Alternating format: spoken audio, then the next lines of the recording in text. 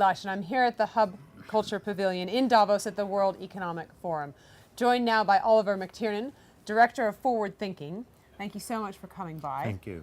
Yeah. Aftermath of the terrible events in Paris after Charlie Hebdo. It's an incredibly complex situation and reasons why. But what are your thoughts in terms of the reaction we're seeing once again from governments? I think there's always a risk that governments feel under pressure that they have to do something. And that sort of immediate response is very often unwise. I think what Paris threw up is a new phenomenon that needs a lot of analysis to get our policy response right.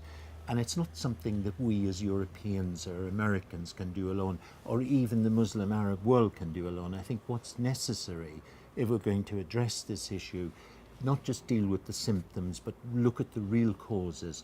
We've got to work together, and it should bring the Arab world, the Muslim world, much closer to the Western world to sort of say, well, why is it that young people like this will go and create such an outrageous act?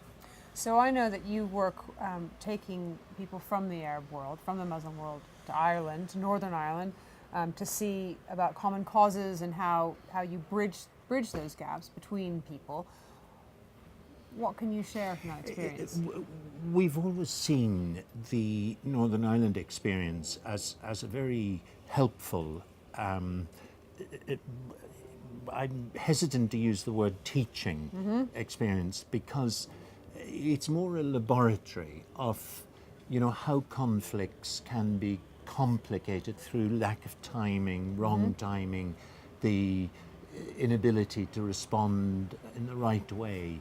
And so we've been bringing, on the one hand, Israelis, we brought Egyptians over to just sit with some of the senior politicians to share their experience, not because they can tell them how to do it, but they can share with them what went wrong with them, and in fact, the challenges they now face through their failure to respond in proper time. So I think there's a lot to be gained both from Belfast and from Dublin, and that people can learn in a sense of what is applicable to their particular situation.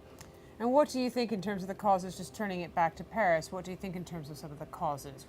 Well, if you look at these two young men who went out on the street and started to shoot, I understand they were brought up in the care system in France. They then go into a situation where they have very little opportunity. And even if people do have education and they do have jobs, sometimes they will realize they hit a glass ceiling. So when they feel sort of in some way disengaged from their society, or they feel politically impotent. They may vote, but they know they're not changing policy or something. And combined with a sort of, I would say, religious illiteracy, that if they don't have sufficient grounding in the faith, then they're very vulnerable to influences from outside. And especially people who will come along and say, look, we'll give you immediate sense of dignity, identity, purpose, and a group like ISIS is a very attractive proposition for them, because it gives them an immediate sense of there's a purpose here, we're achieving something, the change we can't do through political process, we can actually do on the ground. So I think that is the challenge.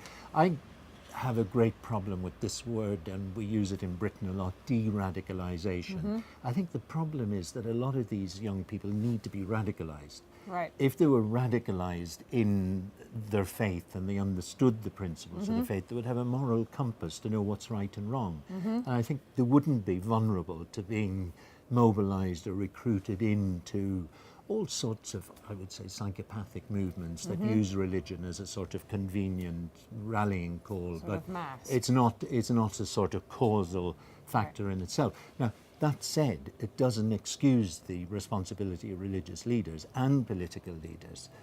Religious leaders to get their teaching right, education right, political leaders to have a much better understanding of the role of religion in society and people's lives, and have policies that reflect that, and not just simple, this is the cause or that is the cause. Well, thank you so much for stopping by the Hub Culture Pavilion. A pleasure. Here in Davos, and I'm Edie Lush.